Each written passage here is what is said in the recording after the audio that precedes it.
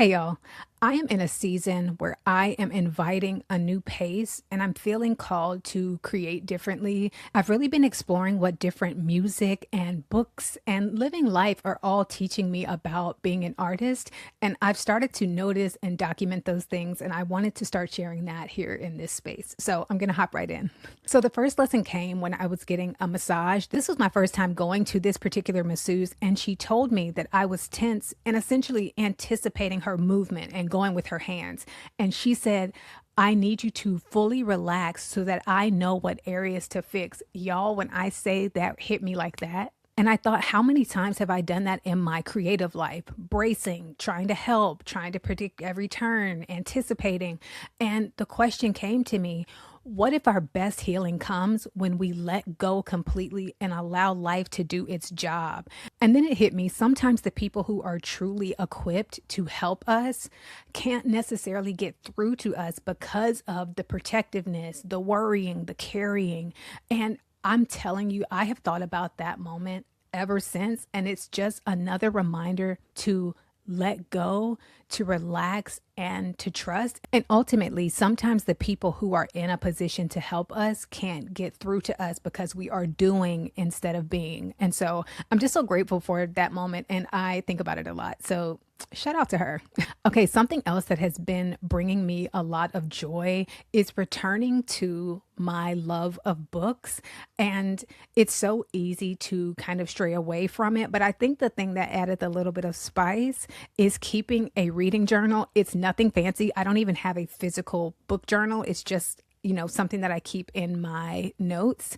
And if a quote sticks out to me or a thought comes to me, I just type it into my notes. But it has been such a beautiful way to enrich the joy that I already get from reading books. And I wanted to shout out two books that just spoke to me because I read them recently. Ooh, ooh. Yo, the first book is The Untethered Soul by Michael Singer. When I say that this book came at the exact right time, or rather, I read it at the right time, I ended up buying this book earlier and kind of sat on my shelf for a moment. If you are tangled up creatively, if you feel like you're at a fork in the road, this is the book for you. I think my favorite thing about this book is that creatively, but also as a human being, it just presents a bottom line that has not left my spirit. And can you create without a bottom line? Absolutely. But I'm really learning that our creativity and even some of our creative blocks are so closely tied to who we are. And this book just opened my mind, and I still think about it a lot and return to what I learned from this book a lot. Okay, so the next book that I freaking loved was Honey and Spice, the series by, let me get the name right, Bolu Babalola. When I tell y'all, that was absolutely my favorite reading experience of 2025.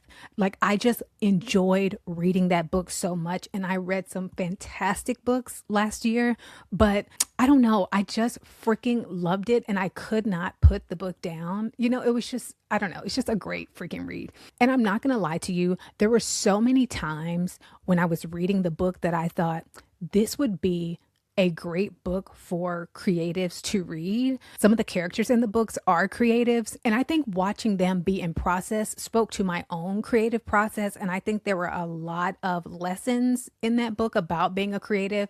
And if you are someone who is creative or wants to be more creative, I think a lot of those messages in the books will absolutely resonate. But it was just so good. And even as I'm saying that, realizing too that the lessons can come when you are reading a book like The Untethered Soul, and they can come when you are reading a fiction book. So you don't always have to tie your learning to something academic, or you can find lessons everywhere. And that's one of the beautiful things about reading. So I don't know if it's reading for you, but returning to something that really brings me joy and finding ways to deepen my engagement with the things that I enjoy has been really fruitful for me in this season.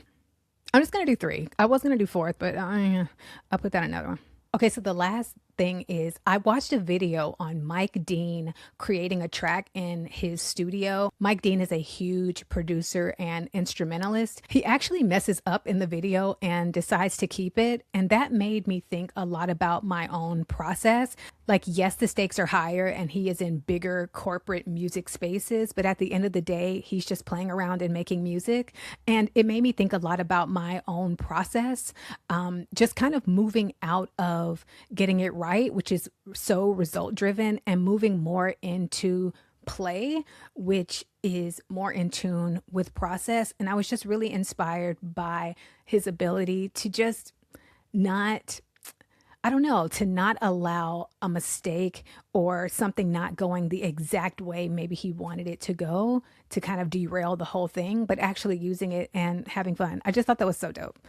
Also insert an essay here about Beyonce's love drought, which brings me to Ingrid Burley. She was one of the co-writers along with Mike Dean on Beyonce's love drought. And there's a video of her telling the story of writing some of the lyrics. She was writing about her frustrations with a label and the lyrics started to pour out. I don't know. I just thought something about that exchange and backstory was really beautiful and I just wanted to share it. I don't care about the lights or the beams, my life in the dark for the sake of you and me. She wrote that. I don't care about the lights or the beam. Anyway, brilliant. But anyway, that's it. Love y'all.